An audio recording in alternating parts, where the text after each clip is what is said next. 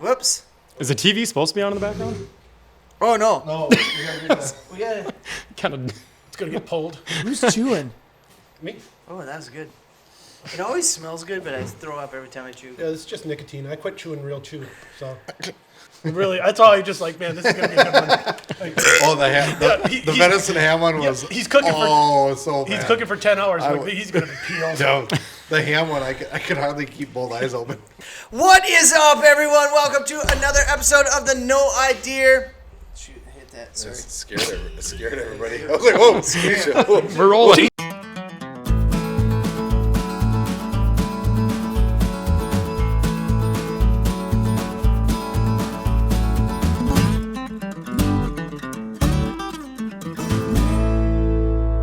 We're going now. Yeah. What is up, everyone? Welcome to another episode of No Idea. This is episode number 6 of the No Idea podcast, and we are here live in Wisconsin in the No Idea studio, and it is awesome. As you can see, we've grown by 2 guys, and this is going to be a great episode. Before we get started, it would be awesome. It would be so awesome if you have not yet done so. Subscribe to our podcast wherever you consume your podcast stuff, whether it's on Apple iTunes podcast or Spotify or Stitcher or whatever it is.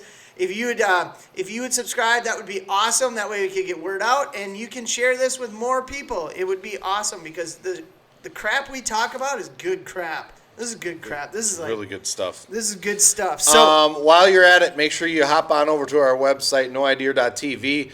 Our Hunt of a Lifetime campaign is still going on. T-shirts still available. right there, Lilek, grab that T-shirt right behind you. right Adam, there. keep talking. Hold it up there. Hold it up. These T-shirts, 100% of the proceeds go to benefit Hunt of a Lifetime, which is a program that provides hunting and outdoor opportunities for either terminally ill or disabled children. Yeah, we're closing in. We're closing. I think we've hit our goal, but we want to get rid of all the T-shirts. Yep. So that we can give them even more money. Great so make Christmas present, so stop on over there. Again, noidea.tv. Check No it out. idea. You like that URL? That's a good URL. Yeah, it is. TV. Pretty sweet. It's good stuff. So welcome. Let's see here. On the other side of the table is my brother Adam. He's the other half of the No Idea. Adam, why don't you introduce the dude right next to you? All right. He's pretty cool stuff. Yeah, he is. This is Joe Lilek. Joe and I go back not that long, but a ways. Long enough that I can call Joe a really good friend and a colleague. We work together. He also, I say ran track, but you threw shot and all the throws, whatever it's shot, disc, whatever you guys call them. You did that at UW Eau Claire, kind of at the tail end of my time there. So Can I add? How in the hell do you throw in like shot? Like you look. I Like was 205 pounds. 400 runner we guy. get that. We get that a Yeah, lot. when we stand side by side in front of the kids, and Adam, our first couple of years, would say one of us was a 400 state champ and one was a shot put state champ, and we'll let you figure out who was who. But I was like 205 pounds, so I just some great coaching at UW. He's a Eau Claire, technician. Yeah.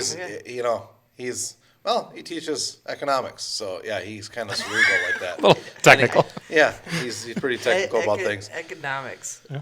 Economics. Aaron, I'm going to let you introduce. All right, this guy right here, we just brought on just for the shit. I provide no value. No, part of our topic tonight is the hard water, which is here already, and this guy is absolutely a freak when it comes to hard water and ice fishing. So we decided to invite our good friend Nic Kellen on. Nick has been hanging out with us for quite some time, whether it's up at the hunting cabin, high school, right? Yeah, Something in high we school. didn't really know each other that well in And high school. Nick We were is young. Nick. If you ever just want to hang out, you just text him, hey, what are you doing? He's like, he'll be over before you Come on finish over, your text. drink beer, go golfing, Drink beer go ice fishing, or whatever. White Claw, Night Claw, as he calls it. This is a nightcap.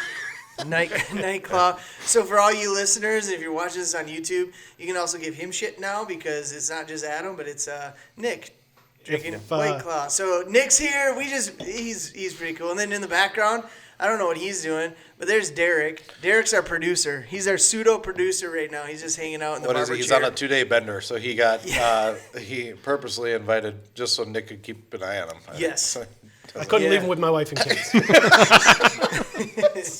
So here we are tonight. We're just gonna talk about Man, we're going to talk about fishing. We're going to talk about hunting, both bow and gun.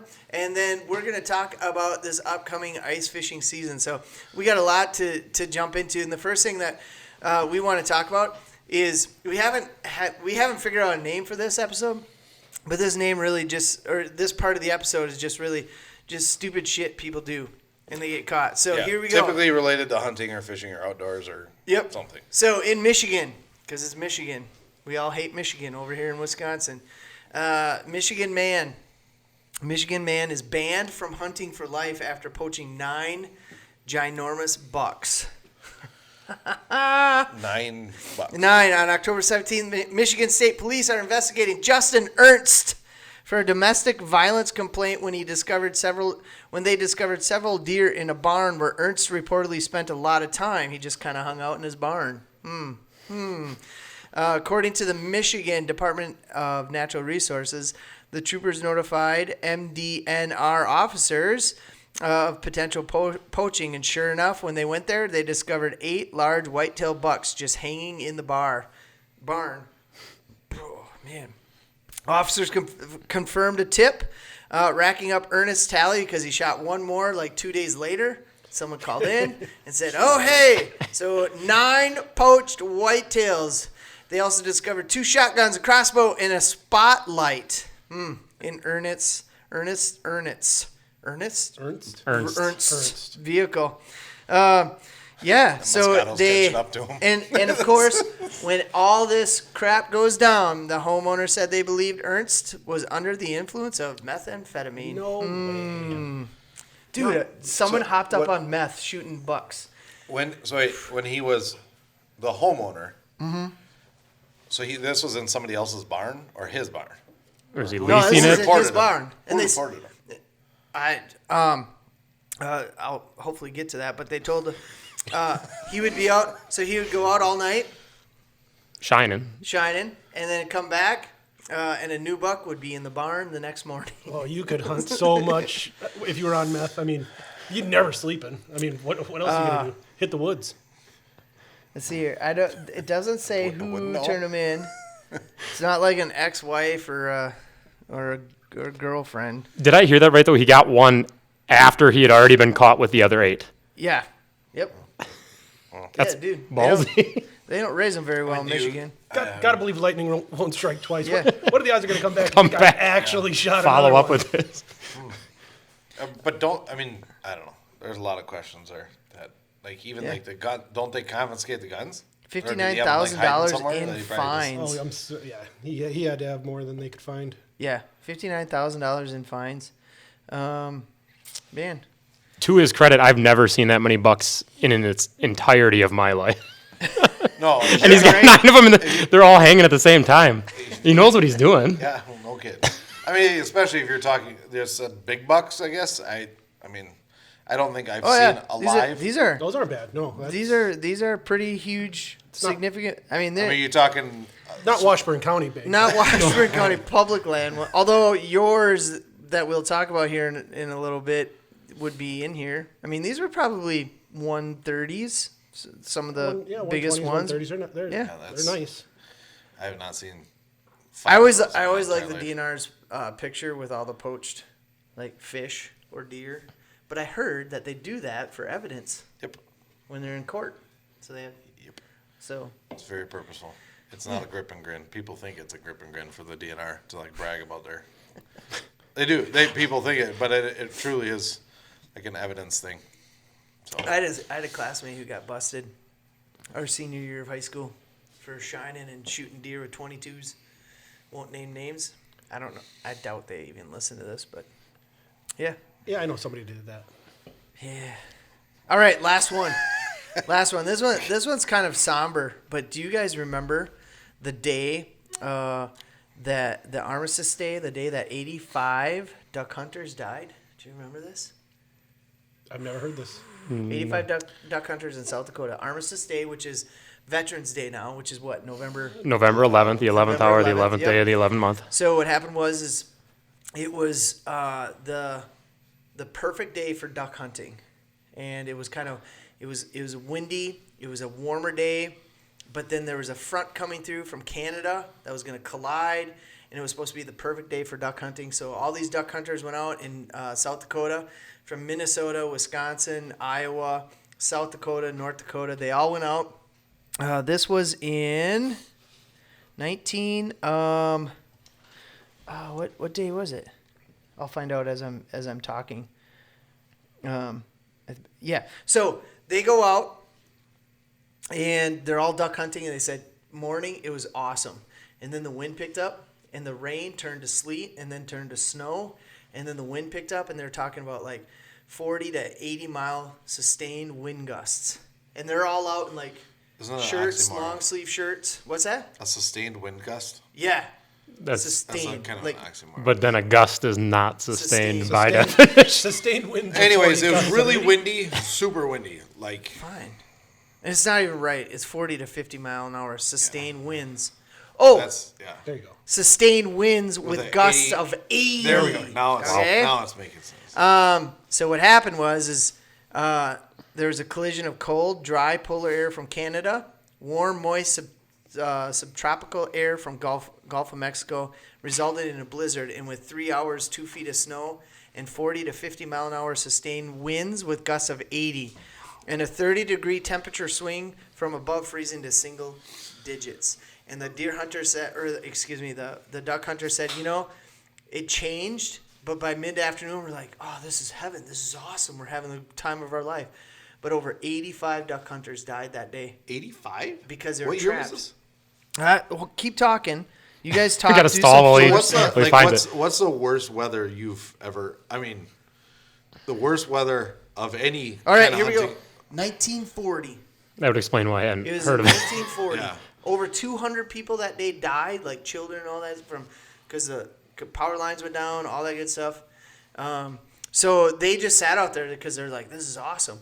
And then what they said is after they realized that they can't get back because any boats they had that day they wouldn't start, and the waves were too big, so they couldn't navigate the waters.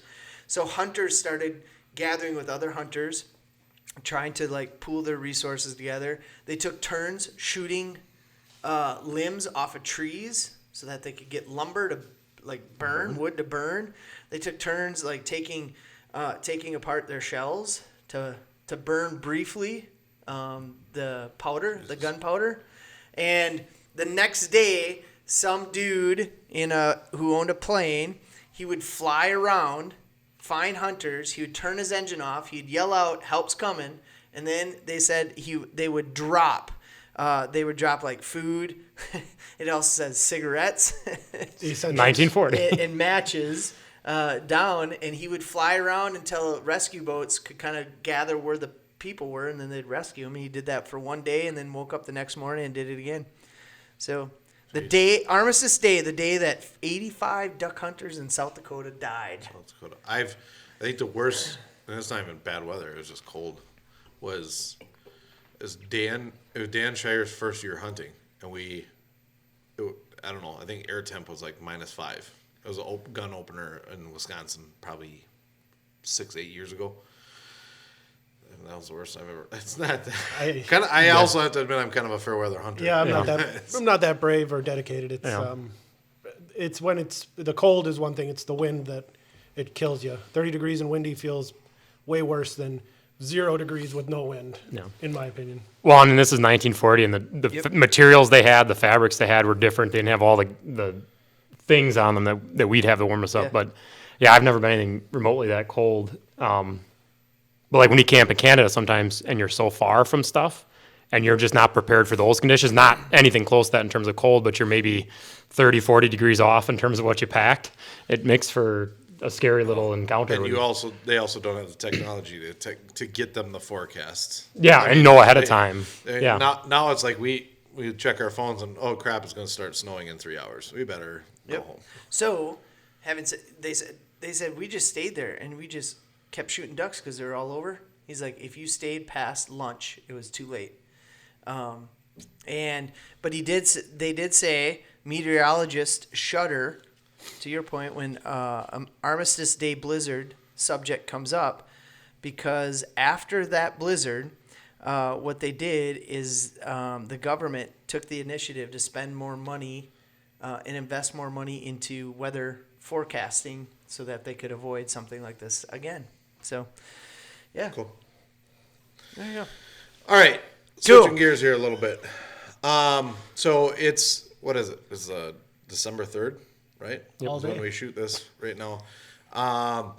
It's that time of year. You're looking for Christmas presents, right? And a lot of us are young kids or family with young kids. That's kind of one of the reasons we have Joe here, is to obviously chime in on a lot of this good stuff, because Joe is a hook and bullet kind of guy, like Aaron and I like to call people that, were born and raised north of Highway 8 and just kind of fish and hunt and everything like that. So, but one of the things Joe has gotten into, and it's kind of a COVID thing, 2020 type of thing.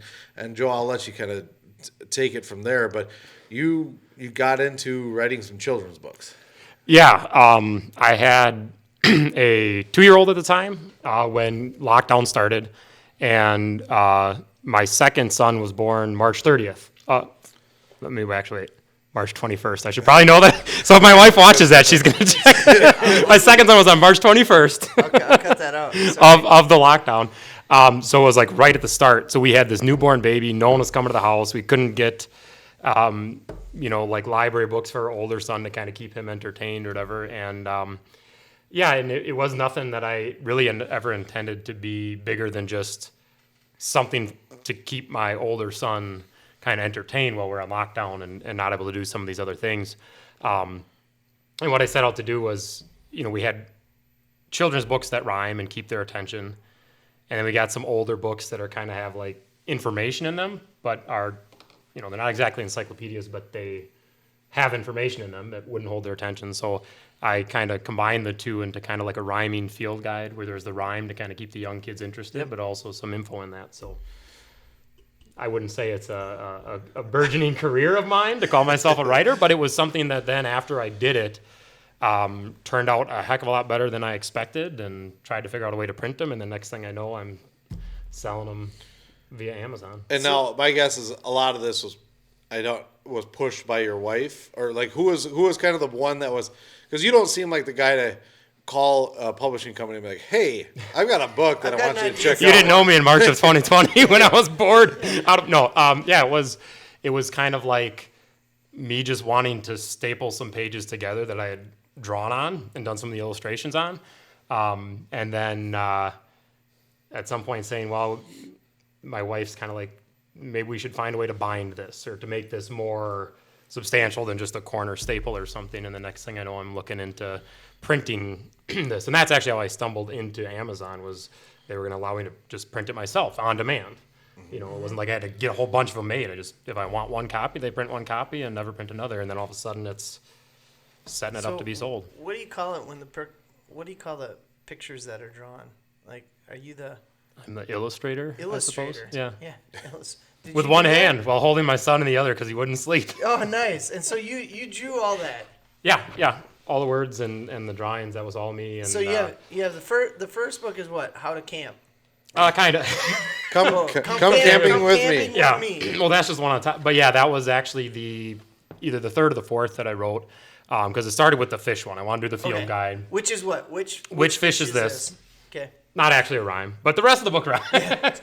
Yeah. But it's a field guide, and then there's like these other kind of fictional stories, just going fishing and naming the equipment, so kids kind of get familiar with the names of things. So like, oh, grab me a this, and they actually know what it is.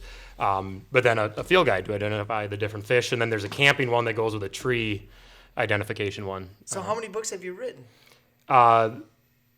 4 of these kind of toddlerish age ones, and then I had a couple like color, shape, opposite, like really, really little baby ones, because I had a couple sons. And so really it's, for instance, like those two are really any parent who wants to expose their kids to the outdoors, whether it's camping or fishing, or it's just a fun book, 2 books that kids can get to know the outdoors even more. Yeah, especially if it's like really cold, and you don't want to take them out actually, or you're sitting around in the winter and excited to go fishing and can't get them on the ice because it's maybe not thick enough yet, or maybe it's just too darn cold for a 3-year-old. So you pick up a book and teach them the different fish. And you can order those up on Amazon, right? Yep. And we're going to do a link on awesome. at noidea.tv because it just sounds cool. And we'll link it to the Amazon link to him, and you can order these. Probably perfect for Christmas. Perfect Christmas gifts. And that's it. One the thing that I liked about them, you dropped a couple off for my girls and stuff, and you can only read so many of the Billy Goat books and stuff like that. And it's just like you truly do it, and we try to, you try to immerse your kids in the outdoors and all that kind of stuff. But when you look at that type of stuff, I've got 2 daughters.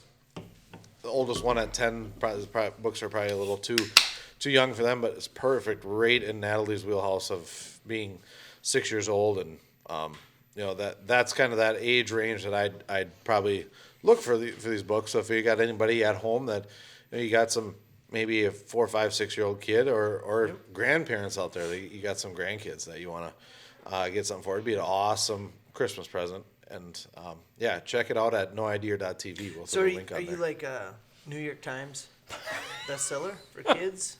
I got a few more sales. Too? I got a few more sales to get Okay. before I'm up there. After everybody sees this. Yeah, after this video, this will do it. This will push me over the Have you edge. sold enough to go buy some outdoor equipment? No.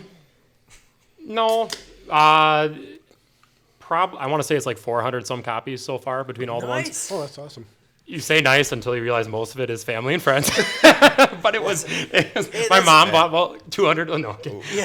But no, it's it was something original. I'm like, hey, if there actually ever is any money made on this, it's the kids have college funds that we're contributing to, but it hasn't been much so far. That's all right. Most of our YouTube views on our YouTube channel are parents and family. And Adam and I, we've opened up about 100 accounts. That's what we do.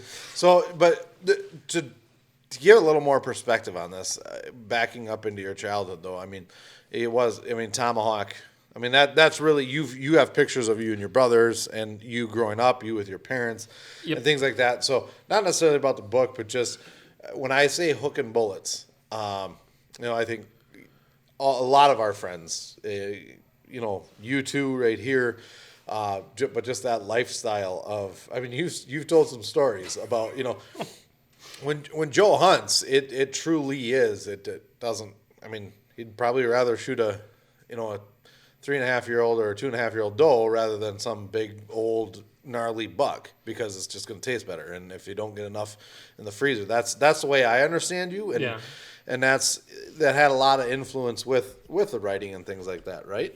Yeah. And going back to the beginning there, we're stuck in lockdown, but we live in the city, which was just not how I was raised. And part of the motivation behind just trying to get my kids to read these books is because, unlike when I was growing up, we were in the woods and we were on a lake, and that was just, you step outside and you're in the middle of it. And my kids aren't going to have that, which is why the books kind of help bridge some of that gap, because we still have to grandma's, and get them out in the water and get them out in the woods, but it's not every day. Yeah. It's more infrequent because it's not our home. So, it was a huge part of who I was growing up, and my brothers and I. And, my brothers and I don't sit down and do podcasts on a regular basis, but the only thing that we really do regularly together is hunt and fish. And that's kind of the glue that holds our families together, because it's always been, getting meat in the freezer and, picking berries in the fall to make the jelly for the year and that kind of stuff. And you didn't. I got to come back to this story, because you didn't get running water till what? Junior year in high school? Well, we didn't have a functional shower until later. It wasn't necessarily a financial thing. It was just like that was the lifestyle, though, right? Yeah, anyone who knows my dad knows that was more of a choice than a financial necessity. But no, we had an outhouse when we, when we first were in the cabin, and then. It's the house now, but it was the cabin when we first moved up there. And, I remember I was pretty young, but we had a pump down at the lake, and just the hose run up the side of the hill, and it was basically a garden hose on the side of the house, and that was your shower the weekend we were up. Because I was actually down in Milwaukee when I was real little, and we didn't move up till I was probably 8 years old. But if you were up there, you'd shower basically with lake water, and it would be, I mean, I don't want to even guess the temperature. It was colder than I would have liked it to be. The story you tell that was absolutely hilarious. Was because it was kind of in front of some of the athletes that we coached, and they just could not believe it. But it was about how you had to like retrain yourself after you got running water that you don't have to pee outside. Like you can pee indoors. Like it's just like a weird thing. Yeah, and and now that this isn't 1940s either. This is when you dated, when you went over to the girl's house, did you go outside to go to the bathroom? My wife. I didn't date much in high school. But no, when my wife walking their dogs by, I was like, oh, it must have dogs. Nope, it's Joe. See, my dad never retrained himself, so my wife actually came to our house for the first time, and this is a woman that I met in college. So we were 20, and she came to my house for the first time, maybe. Yeah. And I just had to warn her before we get up there. Okay, just when you go in the house, if you have to go to the bathroom, just don't flush unless you've gone because it's kind of a yellow let it mellow thing. Yeah. And lo and behold, the first time she's there, my dad had probably about 6 urines that he had on top of each other, like golden yellow. Like we're really letting this thing mellow, and it's like, oh my gosh, this woman is gonna run out of here so fast. But no, here we are. We married just past 6 years now, so that didn't scare her away. But yeah, it was definitely a yellow let it mellow household. So did you guys live off the land? I wouldn't go that far. No. But it was very much an intentional. Yeah. Let's not buy beef if we don't have to, because even at whatever for ground meat, which I'm trying to think when I was growing up, probably $1.99 a pound or something like that was just more than my dad wanted to pay. Yeah. But it was a lot of venison. So our deer season was very objective. Of we got to fill these tags. Okay, here we go. Ready? Yeah. Really quick. I'm going to give you a part of the deer, and you say yes or no whether you ate it. Yes. Yes. Okay, let's start with the obvious. Deer heart. Yes. Actually, one of my favorites. I love that favorites. texture. Okay. Yeah. Deer ribs. The meat between them, yes. Yeah. The ribs we would put on top of the wood stove and give to the dog after they were kind of like baked kind of roasted on the wood stove because we had wood heat in the house. Deer tongue. Tongue, no. No. Stopped at the tongue. I guess. What about squirrel? Yeah. Red squirrel? Too small. Too small. We never really. How do you cook your squirrel? Stew. Stew? Yeah. Okay. My brother does this. I haven't truly squirrel hunted since I was probably a teenager, but my brother still does. How did you skin them? Did you do the tail method where you step on the tail and pull up, or did you do like the pole? It was basically like field dressing any other mammal. I mean, it wasn't a special technique the way, and that's all I knew growing up. Just slit them and Were pull you guts trappers? up. No, but my brother's gotten into that more recently in his life. But no, it was deer season. We didn't hunt bear or turkey because deer was our primary meat. We did a lot of fishing, a lot of walleye, a lot of crappie, a lot of picking berries and stuff. But it was kind of just hit a little of every food group and don't get too caught up in what tastes good or what. So your next book is probably not going to be like "Come Quality Deer Management with Me." No, I have. You're not going to be like QDM. No, and it's not like if it's brown, it's down kind of stuff either. But it's and kind of to Adam's point. No, I wouldn't pass on a buck if I had the shot. But it really is. It's. I'm not embarrassed to get a nice old doe that is on the a dry doe. You get rid of a dry doe. And just to knowing that it is not going to waste. None of it's we're not just gonna pick at it like like we're high class or something. We're gonna.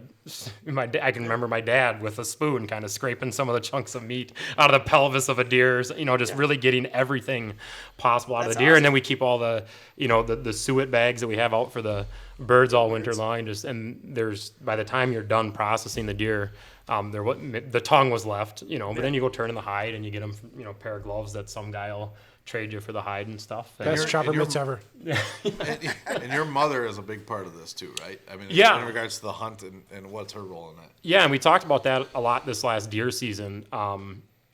my brothers and my uncle and cousins and I about the family aspect of it. Because here we're all bonding. I haven't seen my cousins other than at like a wedding or a big event in quite some time.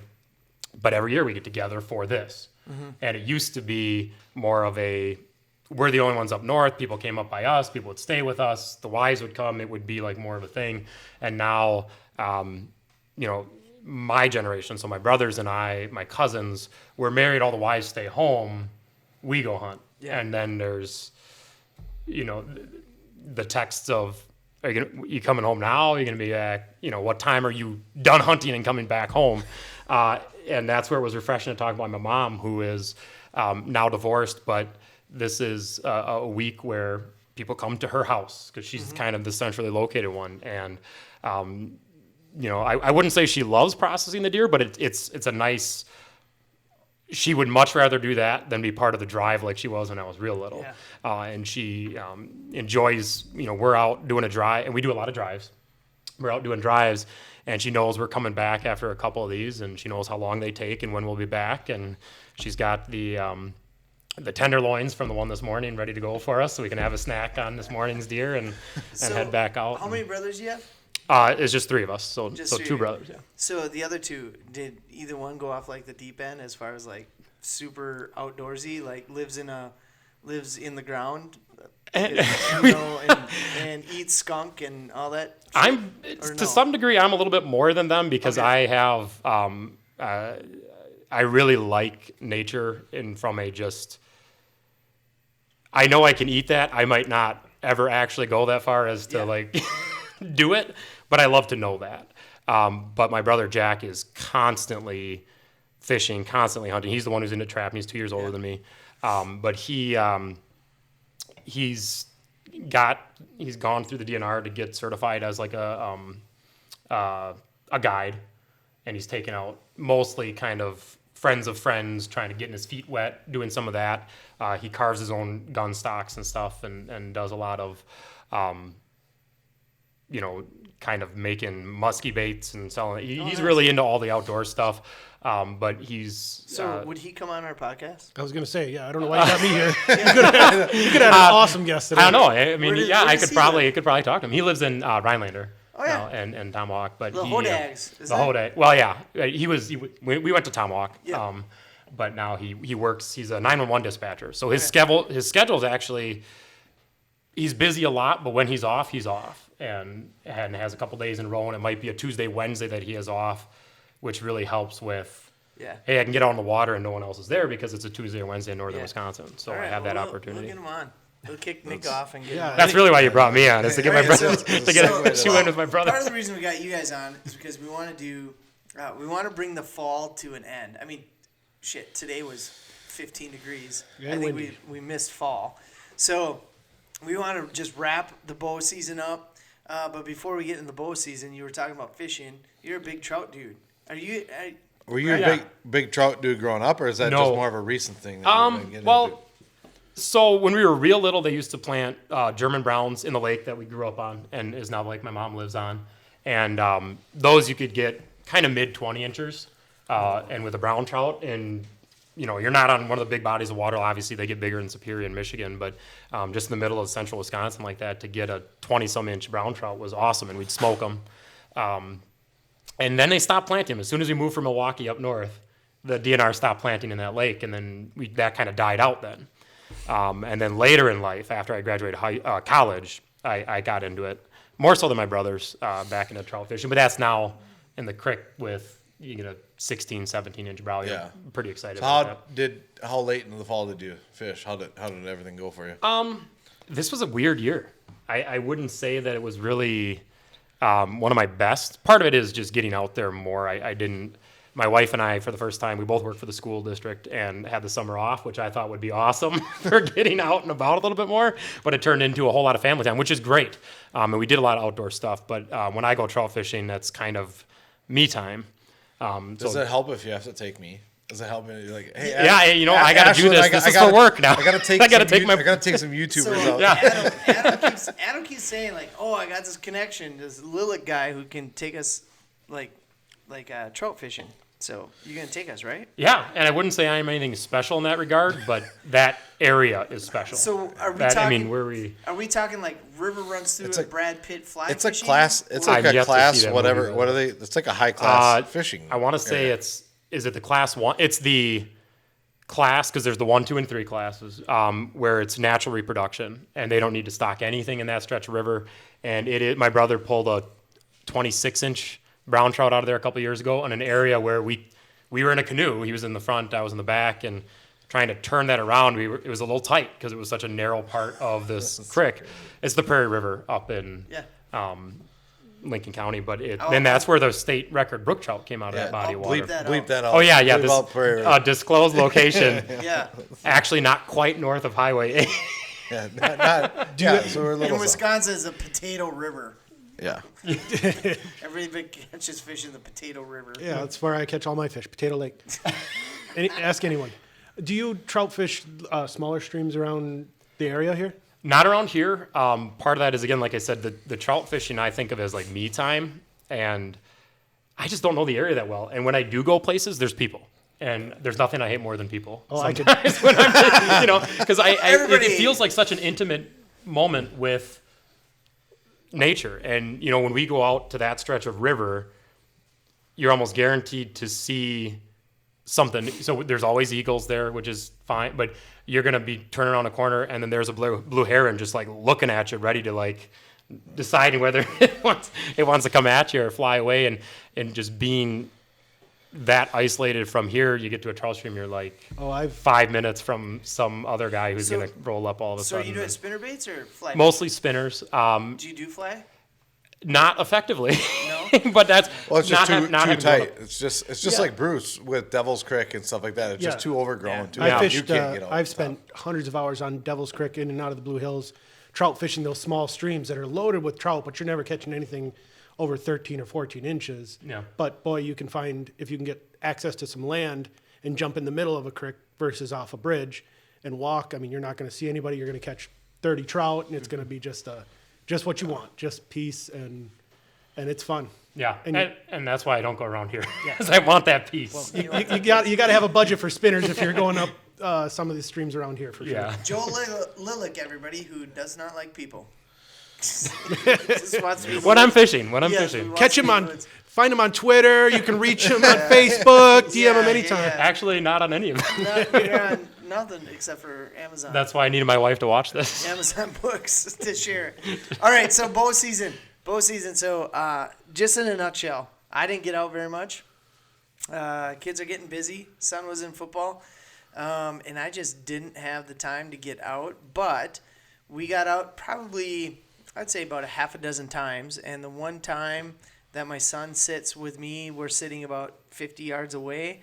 A really nice 6-pointer comes in, and he blasts the things with Grandpa's crossbow. It was awesome. I got to watch the whole thing. Hit it. We got down. He looked at it, found the bolt, and half of it was fat, and the other half was a little bit blood. It was not a gut shot. No. Yeah, I don't think it was a gut shot. Because when you talk about when people show pictures of arrows and bolts of gut shots, it's green and it stinks, and this was not. So call Adam. We back out right away. Aiden's really excited. We call Adam. Adam comes. Well, you come here, and then we head out about 10 o'clock in the evening or at night, and never found it. Then we went out the Saturday morning, looked another 2 hours, didn't find it, and then 2 weeks later we get a call from the landowner who says, "I think we found your son's buck." Yeah. Literally 70 yards away from his stand. And we walked past him about 15 yards. Yep. And you walk past them 15 yards away probably 3 or 4 times. 3 or 4 times. Yep. It sucked. We haven't.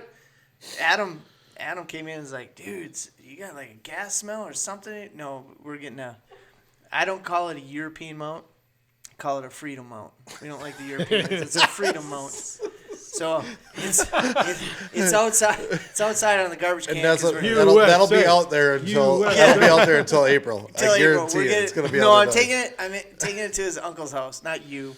But his other uncle who has It's those going to be sitting in your driveway. No, he's got those beetle things. It's going up next weekend. He's going to get a freedom mount done with it. But that one there was no blood. I mean, No initially, blood. We I let mean, you I would have swore up and down that he either just nicked it or something. I didn't think that deer was dead. No. There's no way I thought it was And he dead. didn't get far at all. That's the sad thing.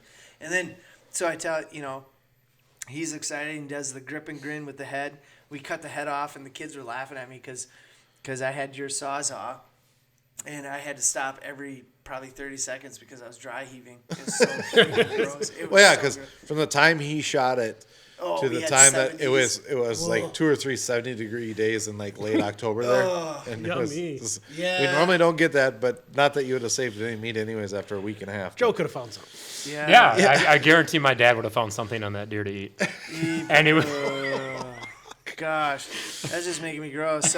So we cut the head off. He did his little grip and grin, and I'm like, we got the antlers. It's good, but this isn't why we do it. We do it for the meat. And he's like, whatever, because he's 13. It's his first deer. He's like, I got the antlers. So I'm like, yeah.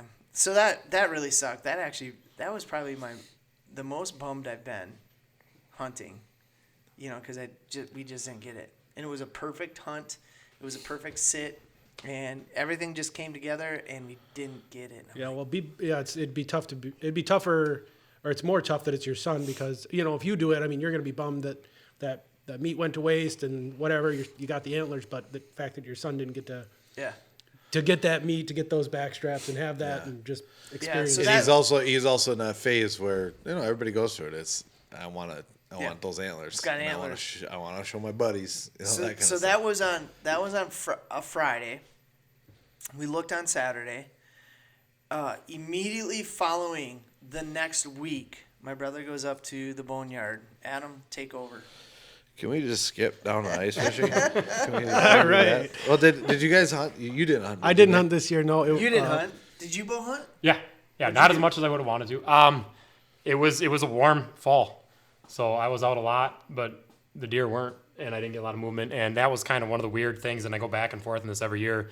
Being someone who does trout fish in the spring, I have some land that I own, and I'm always like, do I take this nice weather weekend to go fishing, or do I put something in the field so that I can actually have a decent deer hunt this fall? And I chose fishing, and I went fishing, and I didn't get any corn or anything in the ground, and it was a nice year to sit. It was not a nice year to see deer around my place, but I want to say my brother's son got a deer at my place. I'm trying to think if that was this year or last year. But yeah, no, I personally didn't get up as much as I wanted. And this year definitely was a year where it was warm. We had a couple, like 2 weekends on like a Thursday, Friday where fronts came through and it dropped like 15 degrees down to like, maybe the low 40s and maybe high 30s, but it was not like that gradual. And I think that definitely had an effect on the deer and even just how they moved this fall, because they did not move a whole lot except when it was like the peak of the rut. Yeah, it was. I just noticed. You follow enough, your friends on Facebook that hunt and fish, and they bow hunt, and you don't see anything because they all get posted, and then about a week to 2 weeks before rifle season, it was just a deer. Yeah. Somebody shot a deer every day. There was nothing. Yeah. There was none of the early stuff, which usually you see a few. And that's what I noticed this year too. Is even the guys and gals that get out just a lot. They own their land that is close by, and they can get out, and they do, and they sit and they sit and they sit, and they still didn't get a whole lot. But that's where it was 2 weekends before the gun deer season, and that was the heart of the rut in northern Wisconsin. I mean, it was just, you could just tell. And it was forecast for thunderstorms on a Thursday night into a Friday, and the front was coming through. And it was, that's when it started. Everybody started posting pictures, all that kind of stuff. Yeah, me and Derek actually, the last day the golf course was open, played golf. We had to walk top 9 at our local golf course. Got to the tee box on the 10th tee box, and there was a doe sprinting across the fairway and a buck sprinting right behind her. It sprinted across 6 fairways and down in the woods, ended up in my yard. chased it into my yard. Derek got out his driver. Little Tiger Woods stinger shot. We gave it a We're shot. having fresh venison tonight. Did we just freaking talk about golfing on our podcast? Yeah, that's okay. Yeah, okay. That's okay. Whatever. I made a birdie. All are welcome to on this podcast. So yes. Okay, so it's- Adam goes up Thursday because he's like, okay, front's coming through. I don't get that many opportunities. I do not get those you don't. opportunities. This is like we your don't first own time. we don't own land around here. I whether I like people or not, I don't. I really don't. I'm kind of with you, but it's Lilek would not be hanging out with you. but it was. I don't know. It's just one of those deals, and I've bought doe, estrus, and buck, all that kind of crap many times. This never worked. So I go up and Shout out to you asked me, and shout out to Wags. yes. Because I'm like, you get Wags, you get the estrus, and you get the buck intruder. And keep in mind, I've only been bow hunting for maybe a half a dozen years or so. So and it's never worked. Like I've done the mock scrapes, I've done all that crap and grunting, and nothing's ever happened. I've never even seen anything. I did get one 6-pointer, but that was a legal buck within the city limits of Eau Claire. It was legal, and it was a really nice 6-pointer, but it almost didn't seem He's fair. pretty dumb, yeah. Yes. But so I go up, and it's about 4:30. I put out the scrape, put out a mock scrape, and put all the scent down, and I take one of those flimsy maple oak trees and saplings, and I just tie a wick at the top and spray estrus with it about 15 feet high, and 45 minutes, I hear something off to the right, and here he comes in, and I could one of those deals, everybody knows what I'm talking about. You see the antlers coming, you don't see the body at all. All you just see is antlers coming through the woods. And you're like, oh my God, okay, it's a big one. This, folks, if you go back to our video. We'll post a picture right here. We'll post a picture, but it's the buck from our video yeah. when we review the flex.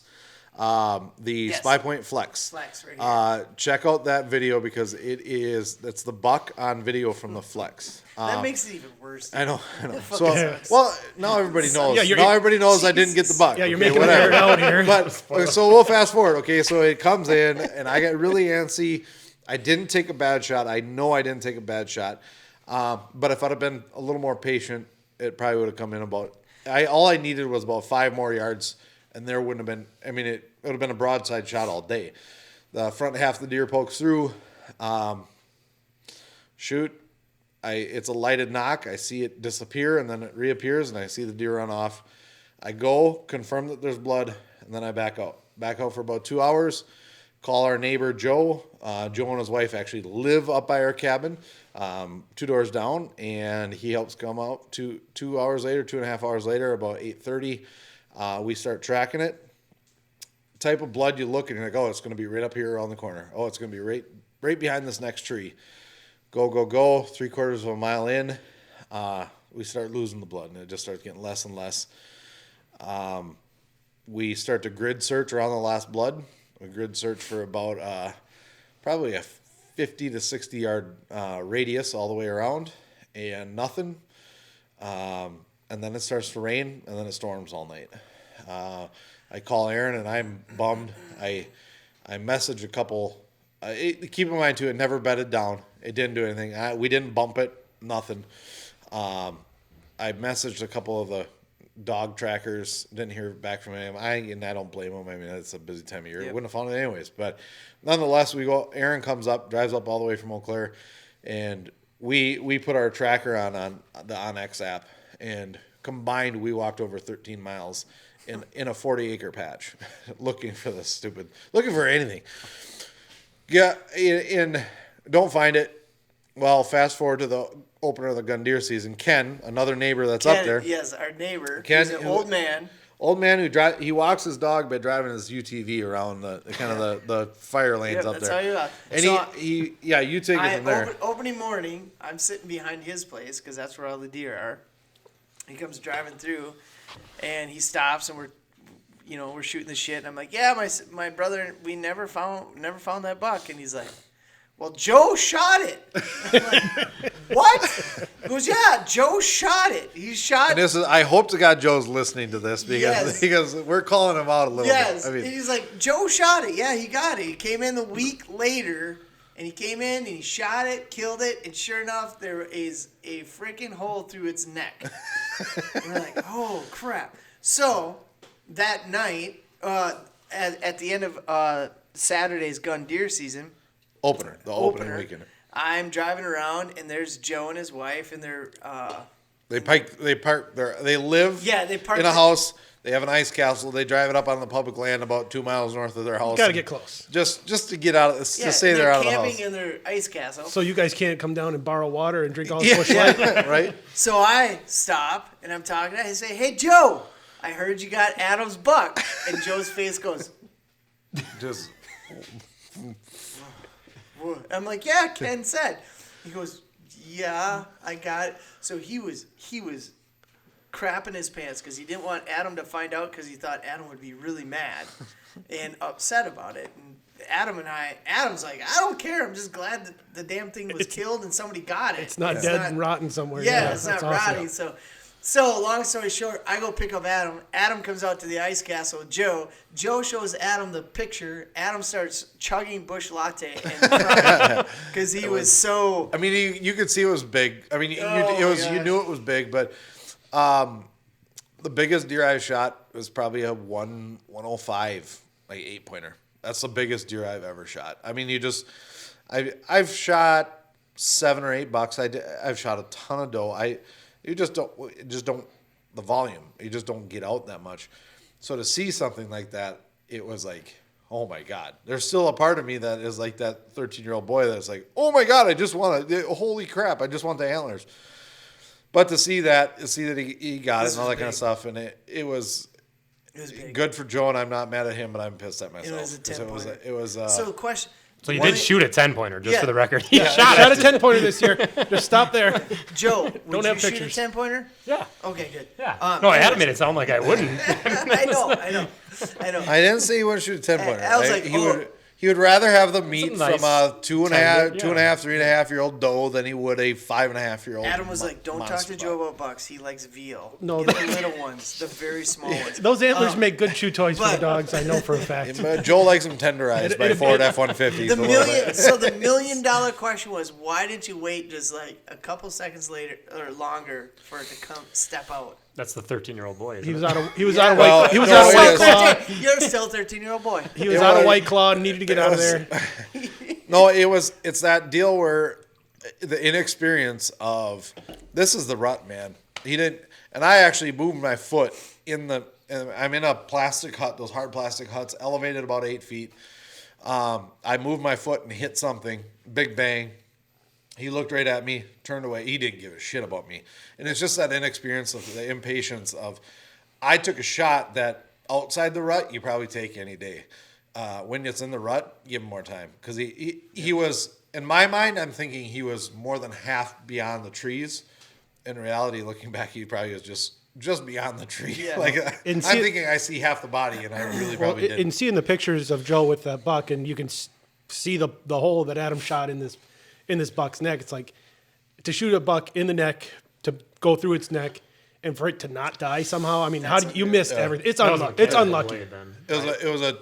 That was the other thing too, is I forgot my tackle box, and I had to dig through my dad's stuff to find the 2-blade. I usually shoot a 3-blade. The taxidermist did say 1 centimeter lower, and that thing would have dropped because it would have hit the jugular. If I'd have been shooting a 3-blade, Dude, if you would have shot a 3-blade, I would have a pretty sweet Christmas present. Steph would be really pissed at me. Equipment malfunction. Well, We wouldn't be talking about it, actually. We would not be telling Steph about this. all of these Just are debut $100. I tell my wife they're $100. Shoulder mounts are $100. You spent 100? Wow. I got a guy that'll do it for 75. All right. So that's our bow season. That's And, bow I mean, you got Aiden's, you got mine. It was really disappointing. Then we got gun deer season. What did you do for gun? Did you blow shit up? Me? Yeah. I was a driver, so my brother and cousin blew some stuff up on my behalf. But We got meat in the freezer. So do you all like whatever you get, you throw in one big pile and you divvy it out equally? Or I wouldn't say it's that formal. It's, as I mentioned, my cousins in particular, my one cousin who got 2 this year, his wife doesn't really eat venison, nor do his kids. So he will take kind of what he wants for himself and then shares out the rest of his. My brother Jack will usually get a couple deer between the bow and the gun season, and he loves to share. So he's happy to. So you're good. We don't keep track of the poundage or anything in that more of a formal sense. It's, we all work together on these drives and everybody's going to eat. So Nick, did you hunt at all? I did not hunt this year. We took a year off. Previous year, we spent more time in the tavern than we did in the woods. Shit. And so it really didn't. Wow, that's really. I had the same chance this year shooting a deer as I did last year when I was in the woods. So we'll leave her there. I go to deer camp for shaking dice, talking smart. I do drink a beer or two, and then I do climb into a tree stand, but not for long. There's a lot of snacks generally waiting. I think it was perfect timing that Nick and Derek used to hunt with us up at the boneyard, and it was really good timing of when our kids got into hunting a little bit because it was getting rowdy. It was when we went through a half barrel of beer in a day and a half with just 3 guys. I mean that was kind of that we needed to. I actually just had it come up on my Snapchat memories of, Adam. One day was Adam. Must have been the Friday we were giving her trying to eat the last pickled egg out of the jar, couldn't get it, and I got another one of Adam just full orange with an empty keg, and this is Saturday. It's not like, this is, or Sunday. It's not like, this is 2 weeks later. This is basically when we take the deer stands down off of opening weekend, we'd have to bring a garbage bag full to pick up the bush lattes on the ground. Oh, no. No. Oh, we always carry you them do have up a pretty there. nice ladder stand, though. Yeah, you do. That you've used like one weekend. I got it set up on my new land where we get to hunt. And we could have hunted this year. He sold a camper, so we couldn't. Is he building anything up there? Yeah, he's building a permanent structure. He actually has a grain bin that he's taken part of, like a big silo that he's took a ring of, and he's building like a bar there, but so it's not a permanent structure yet, but that's his goal. And it butts up to a bunch of forest land and county land that we can access, but you have to walk. So poor Derek could attest to, if you shoot a deer back there and there's no snow on the ground, you're going to be, you're going to work to get that thing out. It is funny though. So the gun deer season essentially was, for us at least, Aaron and I, and you and I have talked about this a lot, Joe, just in the past week. It's kind of turned into, for our generation, it is turned into more of a family time, more of a like just an experience, not necessarily about the hunt. It seems more like the men and women and boys and girls who are more into like truly hunting appreciate the challenge of probably bow hunting a little bit more rather than just shooting 350 yards and getting anything you want. But at the same time, we've talked about this a ton, Aaron, is access. Yeah. Access. That is becoming more and more challenging with the cost of land going up, and it's you just can't nab up a 40 for some cheap price without having to get a second and third mortgage for something. You know what I mean? The gun deer season for us turned into all the kids come up, mom and dad come up. We absolutely love it. Wouldn't change it for the world. I mean, I'm out in the insulated ground blind, and I got Audrey, my niece, and my daughter Emery, and we're playing garbage. Playing cards and all that kind of stuff. A deer could have walked right by, and there's not a chance in hell I'd have grabbed my gun even to shoot it. You must have took so much money off those suckers. Right. But that's more what it's turned into. And then on public land too, it's 35,000+ acres. Yeah. Up there. So again, this for our listeners and for the tens of people listening right now, it truly is like it's that access thing where you got to keep in mind where we're coming from of the public land. Although they did lift the baiting ban up there this year, which was different, but it changed. We noticed it even on cameras before we knew the baiting ban. Like we were months behind the news. We were the last ones to find out the baiting ban was lifted. But I noticed even on the trail cams on the public land, I was like, God, this is weird. Something's just up. Oh, the baiting ban's lifted. And how many stands did we walk by? And there was Piles. a stand, and then there was a Pile, pile. right. You could tell there was a pile. But the hard part with public and gun deer season is just you get to a point where what I love about bow season is you do early sits and you do late evening sits. Because you know how they move, and you pattern them, right? Gun deer season is just, and up where we are, all those freaking Minnesota people that just, I don't care. Don't get it going on this, boys. But they come in, and they will, by Sunday morning, we have the army of 50 guys driving a little patch around our cabin. Yeah. And they'll blast whatever freaking moves. And No, that's a Wisconsin. We know at least one other hunting camp that is all bear hunters that do that too, though. Yep. Then they're Wisconsin dudes. Oh, they're Wisconsin dudes. Just give me my chance to rail on Minnesota. You're just jealous because the Vikings are good this year and the Packers aren't. No, so I'm not jealous. You just want to beat up on the Minnesota people. It's just when, how much does it cost for a Minnesota person to come and hunt? Like $100 or something. Yeah, right. Yeah, all I want is let's jack the shit up on licenses. And if you're a Minnesota person, you want to come and shoot our little fawns, then pay $400. That's all I'm asking. Or if you're Dan Shire. Or if you're Dan Shire. Dan Shire or anybody from Minnesota. Dan Shire, if you're listening, if you're going to come up to the boneyard again, you're done shooting fawns, buddy. Bears Packer weekend. No. Let's go, Shire. But there is, I mean, the gun deer season, you're not scouting, you're not not patterning deer because it's just basically you get out and it's 99% is luck. You look at the fire lanes. You go up on Thursday before gun deer season. There's not a tire mark on the trail, and then by Saturday at noon, it's a freaking highway. It's a highway. So when I went up there last weekend, just yesterday. Yeah. When I went up there yesterday, all the fire lanes, not a single track on it. Yep. And they got snow a couple days ago. Some good late bow season, but I'm not doing it because I don't have time. We got basketball tournaments and shit like that. Okay, Stupid. so we're done hunting. Well, technically you're not because we got bow hunting. We got a couple more days of muzzleloader. Are you gonna go out muzzleloader, Aaron? Your smoke bowl. You just like to say smoke bowl. bowl. I just like to say I want a smoke bowl. He just likes to meander around the woods. I'm going to go out there and get my smoke pole up there, and I'm going to get some loins. Didn't go 30. So, what? All right, so. Wait. I want to ask, Joe, what caliber rifle do you shoot in gun deer season? I got a 30-06. 30-06. Ooh. Why? What do you think? Is that I don't know what that just tells you about Struck me. me as a 6.5 Creedmoor guy. Now my brother he is very does not much. own a pellet grill, I so see he him does as a not shoot a 6.5 270. Creedmoor. My brother is a gun guy and cares about whether or not a gun is appropriate for. We have growing up. It was a World War II Czechoslovakian Mauser, and Jesus. but those are 8mm.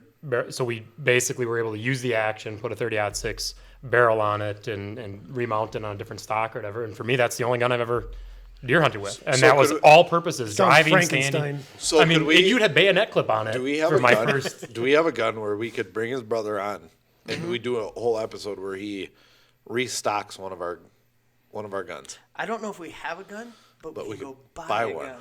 Oh.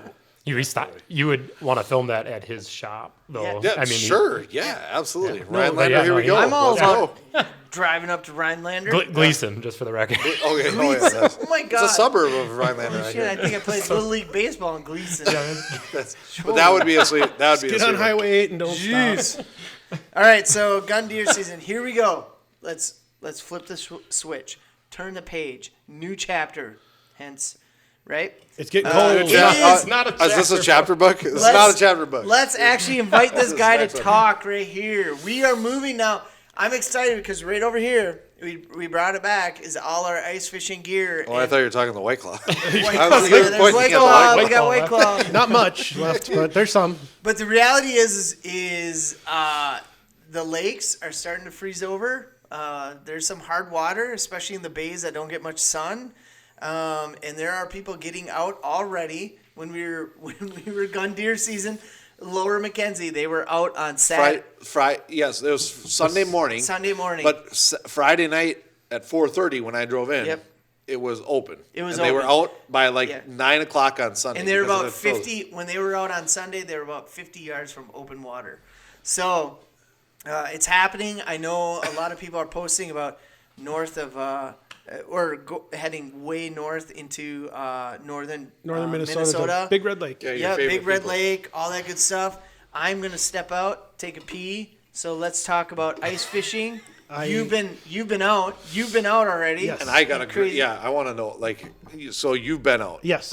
And right here in this area. You don't have to name the lake, but in this up area. in New Auburn, so 30 minutes away from Eau Claire. Okay, so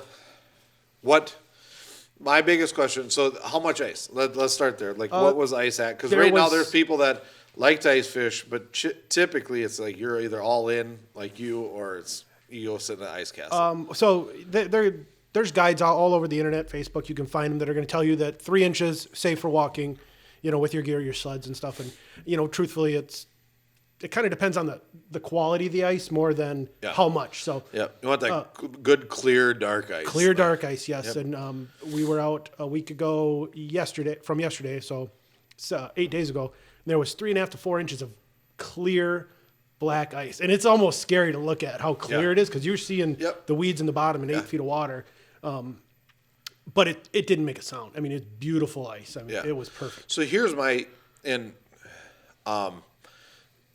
you like to fish. You love to fish. You eat fish a little bit.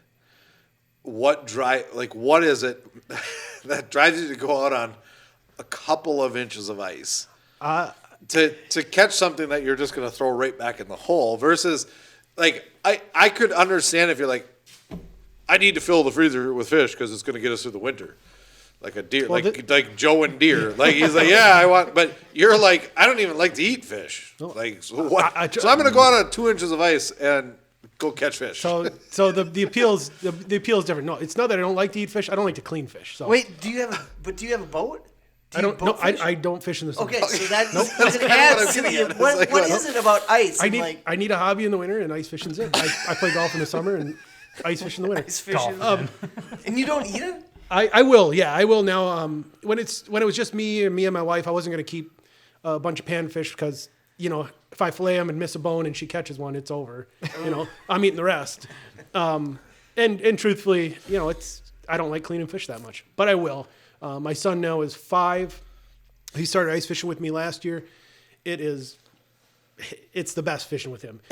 He didn't know we could keep fish until I went fishing with my brother, and he saw my brother he saw my brother put a crappie in a bucket, and he's like, "Where'd that fish go?" I said, "Oh, it's in the bucket." "Why is it in the bucket?" "He's keeping it." "What's he gonna do with it?" "Well, he's gonna eat it." "Dad, can we eat fish? Can we keep?" So now he doesn't want to throw anything. We gotta be careful here too, because Leo might watch this. Because you just taught him how to like and subscribe. Yes, Leo, like and subscribe, buddy. Layla, you too. So the next time we went fishing was on beautiful Lake Hallie, just for an ice fishing contest, just to go, And we caught one bluegill, and Leo said, "Dad, can we keep it and eat it?" I said, "Yes, son." I'm assuming we're going to catch some more. We caught it pretty fast. That was the only fish we caught. I filleted that fish. I filleted that fish. I breaded that fish. I fried that fish, and I let Leo eat. I did all that work for one bluegill for him. So what drives me is especially on early ice, it's the best fishing. It's no pressure. The fish are transitioning generally from shallower water to deeper water, so you can catch them in different areas. And the luck you can have, if I'm crappie fishing, I can get lucky and catch. It was last week of hunting season, about 7 years ago, my friend Dan caught a 24 and a 27-inch walleye fishing for crappies. Just lucky, because it was early ice. There was 3 inches of ice, and at a certain point, midwinter, the fish are going to be where they're going to be. There's not a surprise. There's no luck. You can target them a little better, but there's a good chance to catch them. And I am out for big fish and the experience. I have a lot of friends. My friend Dan will fish to catch a fish to eat. So I'll go to these lakes and catch a ton of fish, and that doesn't excite me as much as going out and catching, having the ability to catch, a bunch of 11-inch crappies, and then there's always that potential for, 13-inch or 14-inch crappies, which Leo actually caught a 14-inch crappie last year, so it was a blast. Lilek, what about you? You go from rivers to hard water? Oh, yeah, and I grew up on a lake, so we actually do quite a bit of just ice fishing, but it's not quite as just meat-driven as like the deer hunting was, but it certainly was, if we go out, there's an expectation we come back, and we're not just going to keep any little thing, but, that we're out there to get a meal or a couple. Try to get 25 good ones. And, yeah, and, my dad, when we had a lot of little bluegills to the cleaning point. We basically just cut the head off and scrape out the guts, and then you just fry the whole thing, eat the fins and all, and the tails, like little potato chips. Well, and even the bluegills, the back spine's gotta be a little careful with, but like The bluegill's really good that way. yeah. But and when we were real little, before VHS really hit the scene, not the video, the actual the disease. You could trap it. Okay. You know what I'm talking about? Yeah. The hemorrhagic. Yeah. Okay. Whatever. So, the viral hemorrhagic I'm like, syndrome. please be kind. Rewind. Yeah. No. Not that one. No. That's what we're talking about. But you used to be, and I'm sure you guys are older than me, but you used to be able to trap minnows, and then you would go and you could have bait, and you wouldn't have to pay, whatever for a dozen minnows. I don't even know what a dozen minnows costs anymore. To be honest with you, a lot. $3.50 to A lot. $4.25. Which for my old man, that's a lot. But when you can trap your own, we would go out there, and then as that became something you couldn't do anymore, and you had to buy bait, then ice fishing's a whole lot harder. And we didn't have access to live bait, or we just chose not to spend that much on it. But it was part of what we did, but we mostly caught our fish in the summer. So do you do it now? My brothers will. I will when I have a chance. But again, I don't go around here. So I got to get in a car, drive 'Cause back you to hate my people. hometown. Yes, because I hate people. And you go up, you're driving a couple hours. Haven't seen my mom since deer season. So it's like, I got to visit too. And I hope my mom doesn't watch this. But you got to get. I have a feeling she's, well, She probably won't. unless Ashland But, makes her yeah, sit she down and will. watch it. But I'm going to it's, text her the link. Yeah. Well, call her on the landline. Let her know it's coming. You got my mom's number? I don't know. But no, I'll get out there, but it won't be. I'd say maybe a half dozen times this winter would probably be a lot, enough for me. So you two, what's your favorite species of fish to catch? It's crappie all Crappie? day. Yep. You're crappie? Through the ice or total? Yeah, through the ice. Through the ice, probably perch. Perch? Perch. Oh, did you and I got out, right? Did we go out perch? Yeah, we went out perch. Yeah. We're You don't remember next that? weekend. It was not that Well, movie. I ice fished like every other day last year, so I just don't remember my ice fishing trips. I think got we're going out blended next in. weekend.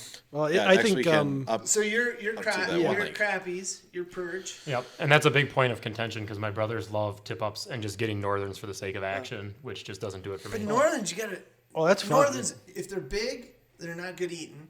If they're small, you don't get much. they're not worth catching. They're Yeah, not worth yeah. eating. But So it's like, and that's where my brothers and I had kind of shifted, where they don't cling to our childhood as much as I did. Not that So I what- clinged, but they that experience of them of catching fish to eat No, isn't as big a deal for them. perch and crappie though are pretty similar in regards to their because I'm guessing that the thrill of the crappie is the fact that it's a school fish like that, and it's like all of a sudden it's going to be boom, boom, boom, boom, boom. Same with the perch though too, correct? I mean that's Well, if same you- type of thing. You Around can kinda, us, different You bodies can of kind of water. chase the schools if you, around. if you read his book, you'll learn that. What kind of fish is this? So here's why This next book this is is why why I I hate always people. chase crappies. Why? People- Oh shit! People made you do this podcast. Now you get in trouble with your wife. You're in trouble with your mom. Are either of you two walleye? It's so this is why I like fishing for crappies. I would love to walleye fish. I'd love to go out and chase walleye all day. I don't fish every day. I don't fish every weekend. I fish as much as I possibly can in the winter. When you go crappie fishing, You fish more than anybody I know. Yeah, I'm just I gonna got- say. I got- Yeah, dude, you So fish a lot. I don't. I start. Well, again, I get to bring my son Leo out. Like and subscribe. I get to bring Leo out, so now I get to go more. But when you fish, so of all the species you're going to fish around this area, right? So just take, the New Auburn area is generally where I fish, maybe up north a little farther. Of all the fish you're going to fish for, if you're trying to fish for, essentially a trophy class fish, right? If you're not keeping them to eat them, what do you want to do? You don't just want to go catch 100 fish that are little for no reason. I'm chasing a big fish. And I think if you're fishing for perch around here, you're not going to catch a world-class perch. If you're fishing for walleye around here, you're not going to catch a world-class walleye. If you get on the right lake here in our backyard, you can catch a world-class crappie, a 15, 16, 17-inch crappie in our backyard. I promise that it can happen. I've personally have caught when I was a child crappies over 16 inches, which is world-class. So that's my pursuit. Trust me, when I'm fishing for crappies, it's 2 poles and a tip up. There's a tip up out somewhere for walleye or for northern, for action, for fun. But that's why I fish for crappie. It is essentially the fact that you will get lucky and catch that monster that you can. I have pictures of my son with his 14-inch crappie, things wider than him, and it's like you're not going to get a perch like that around here. A walleye like that around here, maybe a pike or northern. That's why I crappie fish. That's it. So, okay. Adam and I grew up. Our exposure to ice fishing was Lake Amicoy. And it was the Knights of Columbus. Knights of Columbus. I think it was the Knights of Columbus, or what's the other one? Lions Club. I think Lions Club. Like they did a ice fishing fun contest right by Wonder Spot, Yep, right in the bay. Amicoy. And what we would do is we'd load up. We would go out in my dad's hatchback Escort. Ford diesel Escort. Yep. Same One with we you. took. I'm Same with one you. we took. We'd stop. Dad would get out. He would go beg some guy to come drill a hole. So the guy would come drill one hole, and the four of us, Mom, Dad, Adam, and I would and we had the bamboo-looking things with two little wood knobs sticking out in the line that was wrapped around it, and we'd unwrap it. And Joe's like, I still use those. Yeah. Yeah. My line is still kinked every 3 inches. What's wrong with that? Yeah, it looks like, There's some story different? in here? Yeah. Joe's like, is there something different? I spent You sat on a 5-gallon bucket, right? 15 minutes getting the drag just right, It's an getting the drop just right. It's an Abu Garcia. Now the only difference is we didn't have to wait for a hole. My dad had 3 sons to drill the holes for Yeah. him. That's why we were there. Yeah. with the scoop. The scoop head ice shuttle. Prior to, I don't know, 5 years ago or 4 years ago, We whenever we hated got it. into it. Well, it was, Dad just never had patience. No. No way Dad had the No, patience to do all it. we showed up just for the raffle. Yes. For the And ice Mom fishing won took something. me That's here. what she got, Agnes. Agnes. Mom's So- nickname is so Agnes. now- Ron Golat. Now we got into this about 3-4 years ago. We have an Eskimo hub. We have 3 different fish finders. I have a Garmin, 2 Garmins, and we have a camera, the camera ones. We have a box with all our reels and rods, and Adam got what is it? What's that one? Something 13. It's like a ice fishing. That's a company. dirty name. It's dirty. Yeah, something pickle or something. Oh, something- tickle stick. Tickle stick. Yes, tickle stick. I own one. So we got It's tickle really sticks cool. and all that good stuff. So That's the name of the pole? That's the name of the yeah, hole. tickle stick. Black and green. And So- then what's the reel? The reel's super fancy. The too. 13 reels are it's probably like a know. gravity. So I mean, I know what you use. Do you use like a fish finder? No. No, you don't? No. You fish Well, a like you said, they're predictable. Yeah. The Yeah. bodies of water that I'm used to fishing are much smaller. Okay. Being up in that, where it's the glaciated part of north central Wisconsin, where you're finding, use a few acre lake, and if you want a different species, you go quarter mile that way. There's another few acres and another lake, and it's not hard to find them once you're on top. And a school fish, like you said, and we'll do a lot of crappies and stuff too. It's not like I only Yeah. go out for perch, but it's you know where they are before you even hit So the ice. for a lot of equipment times. and stuff, you're pretty basic. You're Your, well- auger is probably a 1985. To be like honest, I'm a mooch on my brothers nowadays. But growing up, it was, we had a lot of hand augers. We actually did have a scoop one for a while. well, that's We what still I have started it. It's in my with. mom's attic somewhere, I'm sure. you didn't shoot holes with a shotgun. No. not quite. I don't That's know. too far. But He's not all the way up Yeah, at come on. the UP. He's close. yeah, we're a few miles south of 8. But it was, we did have the old pimple poles and line that was probably significantly older than me that we were still using. And but now my brother, he's got a setup more like you. Like I said, he's interested in guiding stuff when he has the opportunities, and he likes to spend money a little bit more than I do. Not in a bad way. I'm just super cheap. Yeah. But so he's upgraded his stuff, whereas I just kind of cling to, well, we've had these tip ups or these pimple poles, And we're we've fished here my whole life. yeah, So. and my brother's really good at woodworking. Does the gun stocks, but we use a bunch of tip downs too, and we're doing like panfish. And he's got some pretty slick rigs, and he's very much about efficiencies. When he goes on the water, he can fit everything very cleanly in one kind of like clamshell type thing. But then he's got 2 free hands to deal with his kids or whatever. And Yeah. the way he makes all his stuff just so tight, I'm kind of a mooch. Yeah. I don't want So- to mess up with that. Well, So Nick, this- Nick, what are you? Are you like a Vexlar flasher, or are you like a hummingbird? What do they call it? the Humminbird, I have a Helix 5. Helix 5. So it's the smallest is- unit they make. So you got Garmin, Panoptics, Humminbird, Live What is They it got Humminbird has a Mega Live imaging. They also have There the you go. 360 imaging. What are you? I'm just it's essentially just a flasher, but the Helix 5 will have GPS and I have a Lake Master chip in there. Okay. So I have a map of every single lake in Wisconsin. And where you've punched holes? You can drop pins and save your holes, save your tracks, so you don't get lost. And that has been, a game changer. It started with the Navionics boating app for me that I used to just go to spots I knew. I'm not going to go somewhere because I don't have a lot of time to fish. I'm not just going to go try another spot. I'm going to go where I know.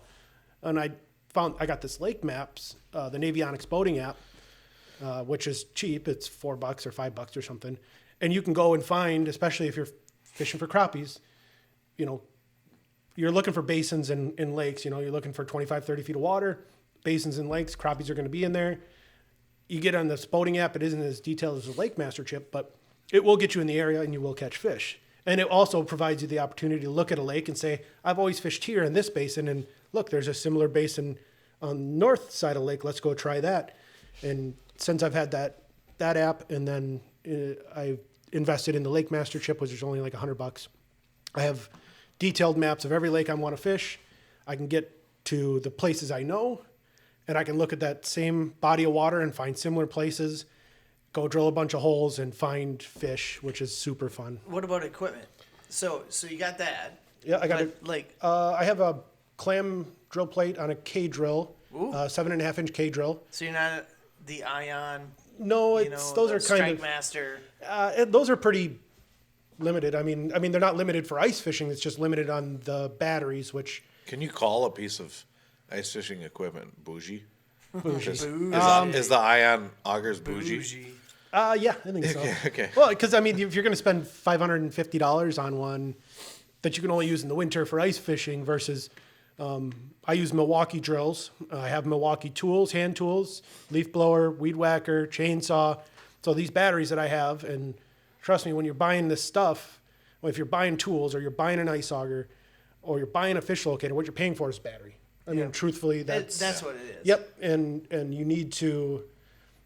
I was trying to maximize. Hey, I have Milwaukee tools. I have this drill. Let's get a K drill. The K drill's great. Super light. It's plastic shaft, metal blades. A super sharp lifetime resharpening. If you just send the blades in, just take them off, send them in. They'll sharpen them and send them right back. I got the K drill. Aaron's got the Eskimo. Yep. I do like the Eskimo better. I do have to say. Well, I've been nothing but They're happy. both. I mean, you're Yeah. splitting hairs. Yeah, You're only drilling through 3 inches of ice.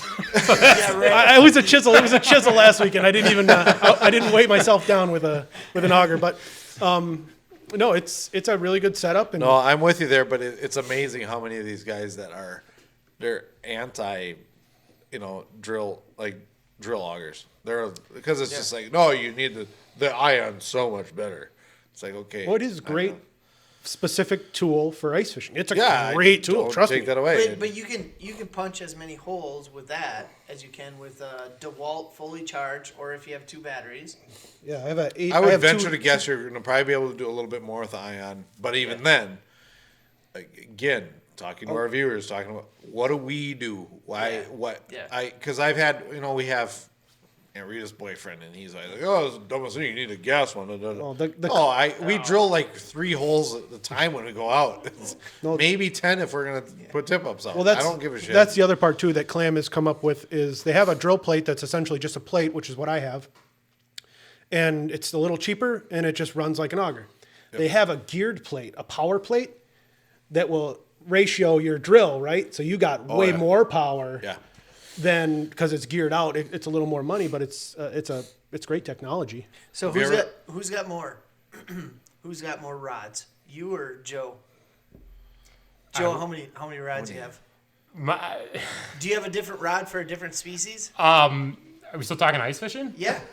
It's either gonna be one of my grandpa's beaver dam tip ups, Okay. or it's gonna be just a straight pimple pole that probably was my grandpa's too. Yeah. For open water, I have a lot bigger of a toolkit, but for either I'm jigging or it's a beaver dam tip up. What about you? I probably only have 10, 12 different rods. I'm not He's got me beat by rods does your about wife know you 10. have? I have 5 rods. 5 rods. Yeah. according to No, you. I once I get a rod and a reel that I like, I stick with it and I slowly upgrade it. But boy, am I super guilty of buying jigs and plastics and. Are you a like a Carhartt bib overalls dude, or you got? I had a striker float suit that I wore it to death. I mean, that thing, the pockets fell off. I mean, it's done. So this year I'm back to the Carhartts until I invest in another pair because I wore those for 7 years. And Joe's sweatpants and rubber boots. Yeah, he is. Big mucks. Well, he's got an ice castle. He freaking doesn't need anything else. That is awesome. Okay, so one of the things, topic of conversation, is just kind of regulating the technology, trying to regulate technology and keep up with the technology advancements versus what's a fair chase, hunt or fish, right? So right now, one of the big things is like is it thermal scopes and all that good stuff, because they're sitting there saying, okay, wait a minute, you can use that for coyotes, but a deer hunter could use that thermal imaging to go out some night and figure out where the deer are bedding down and know where to set up their ground blind the next day, or turkey. Like, where do I go? Turkeys are roosting here. The question, so we're basically flashers, Garmin. The closest I got is the Garmin 93 Echo Map. And so they're asking the questions where the Panoptics and the Livescope, like, is it pushing the envelope when you're able to, punch, you go out, you used to have to punch, 10, 15, 20 holes to figure out where you're going. Now Panoptics, you can punch one hole and you can see 180, feet around you and stuff. And then you can actually literally see the fish, so do you think the technology with the Garmins and the Humminbird, you think it's pushing the envelope as far as like what's a fair? Absolutely not. No. Well, so the point the point would be the point would be that, hey, these guys are using this technology to catch limits of fish every single day. They're catching limits of fish every single day. They're eating limits of fish every single day. They're decimating the fish population or something to that effect. That's not the technology's fault. It's the bag limits. Yeah. And you have to be a reasonable person or a responsible sportsman and go out and say, yeah, the limit on this lake for panfish is 25. Keep 10. You're not going to eat 25 in a sitting. Keep 10. Yeah. And I know in Minnesota, in certain areas, and coming to Wisconsin, I think there are in certain areas, but slowly, they're reducing that panfish bag limit down to 10 instead of 25. That's what's killing the lakes. You kill the small fish. The big fish have nothing to eat. And then they've been doing it with walleye. They regulate the piss out of walleye with their slot limits and stuff too. So, it's not unfair. I mean, you're going to catch more fish. What's the limit called that you keep in the freezer? Possession. Yep. Possession limit. So what do you think is more, what regulation is broken more often? Possession. Possession or the Possession by far. Yeah, rather than daily bag, which would make sense. No, I've known lots of people But that's what bugs me most about it is it doesn't matter. It could be 25. You talk about daily limits. I don't give a shit what the daily limit is. It's until people have the moral, because the only time a DNR warden is going to go check your freezer is if you did something else really wrong. Somebody turns you in. Yep. It's the only way that's going to happen. So it truly is. And I know really good people that have way more than their possession limit. Yep. Way more. And it truly is a thing that I get it. But when it comes to fish and relying on fish as your nutrient source, like we're not in 1860. We're relying on this. But that to me is what pisses me off the most. I don't care what the daily bag limit is. That's to attract tourists to come, be able to come in and catch fish when they want to catch fish. But for the true conservationists, it's you got to be careful what you put in your freezer, and that's where the morals and ethics of shit takes place. Yeah, it's not on the lake. It's at home. It's in your own house. If you're not gonna, if you're not those same people, if it's a 10, 25, 50 limit, it doesn't matter. They're going to keep what they want. they're going to get away with it. And you're right. I know a lot of good people that will go out and catch 25 fish 3 days in a row, clean them, put them in their freezer. That's over possession limit. And I know what they'll say is, in the end, I eat them all. You're 100%. That's awesome. At least you do that. But it's still not morally and ethically right when it comes to the big picture, because you are decimating more than what you should take. Because the whole thing about a possession limit is that it's supposed to regulate. You shouldn't go out fishing anymore. Stop. Only go out when you need to get more fish. That's the whole point of that. I know a ton of people that grew up with that way. Some of the people I fished with the most that just grew up, and it's like, we're going to get limits. We're keeping our limits. And it's like, even those people have now grown to the point where it's like, well, I'm not going to eat tonight. I already got some in the freezer, so I don't need to keep them. And you start releasing more fish. And, I've seen it that's obviously super micro personal level, but I've seen it online too, where you'll see on YouTube and the comments on some of those fishing videos when these guys are releasing a ton of fish. And it's like, yeah, catch, photo, release. I mean, they've really pushed it. And I think the fishing community in general, the younger community, is not doing that anymore. I got to believe it. Got to have faith. And with the correct management by DNRs and the correct regulations, I think you can curb it and create great fisheries out of fisheries that have been bad for so many years. And I'm going to bring back full cycle back to Aaron's point of the biggest thing, though, is, we've all four of us sitting here have heard of the psychology of hunting and gathering and fishing and all the different phases you go through and stages you go through and all that kind of stuff, where there's what you just want to kill something, you want to catch something, you want antlers, you want a trophy, and then that end goal of being a conservationist.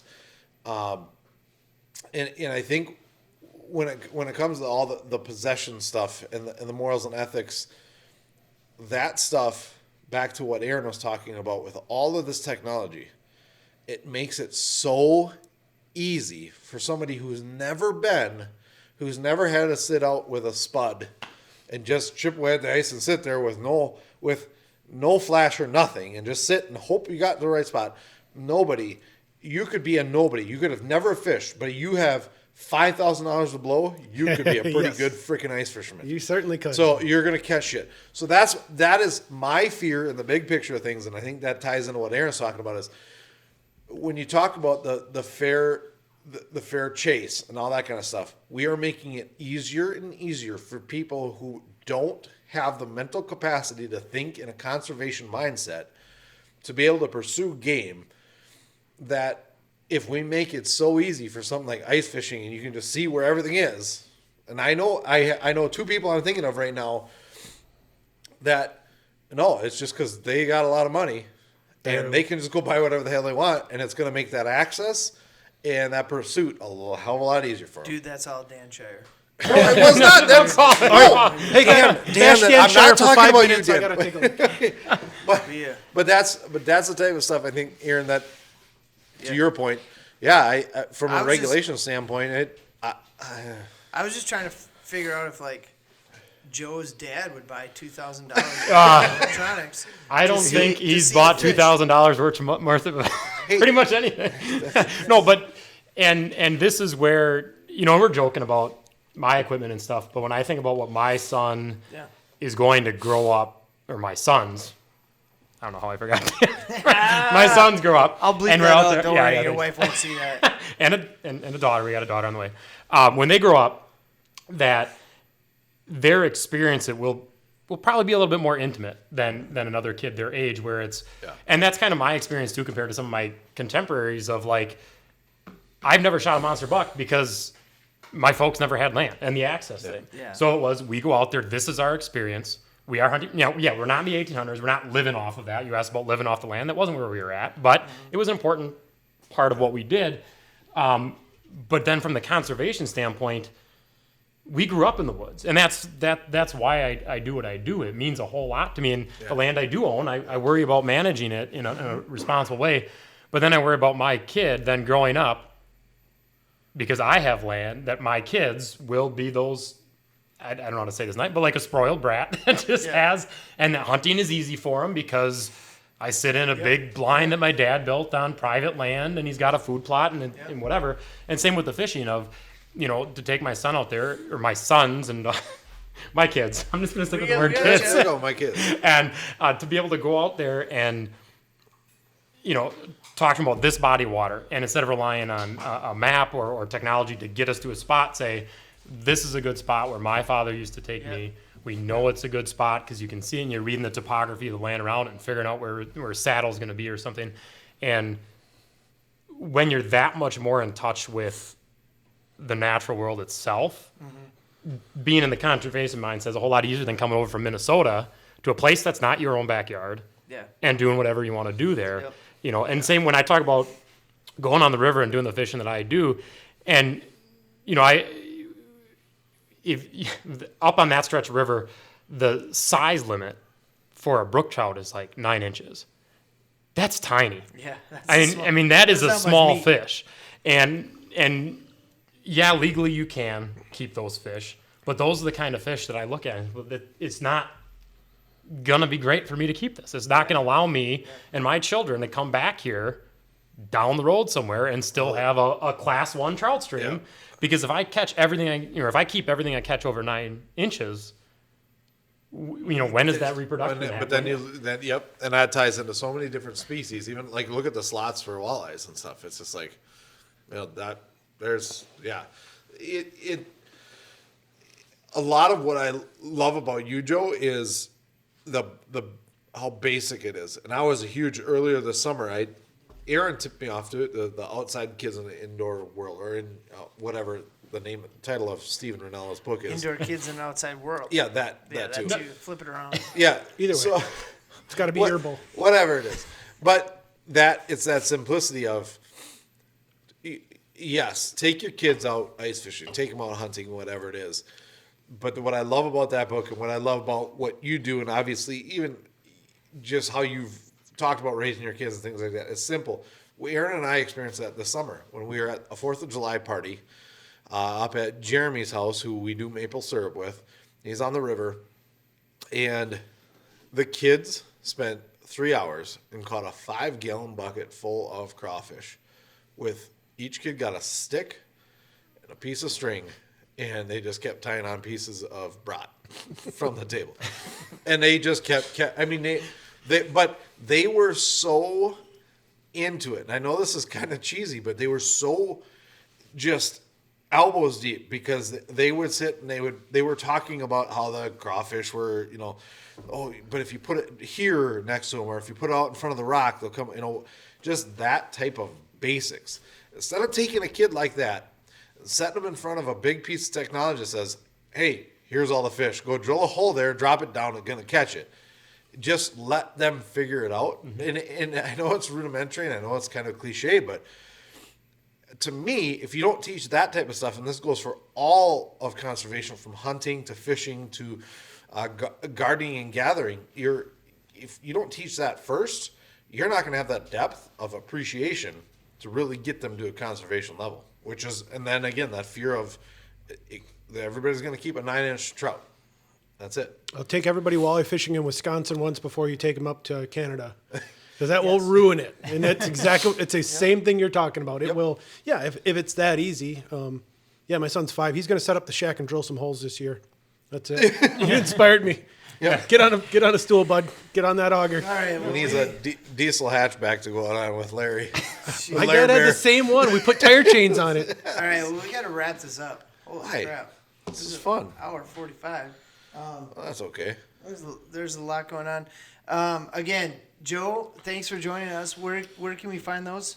The books? Well, thanks for having me. And they're sold directly through Amazon, which was Amazon? So they're printed on demand, which is kind of nice. We'll provide a link both in the show notes, but then also on our website. Nick, where can they pick up your book? They can find me at the local tavern. Tavern. You're buying the first round, or we'll shake for one. Joe, is there another book in the works? Yes, but that's top secret because the third child is not expected till April, so that's part of the big. Mazel. That's part of the big reveal. How to make babies.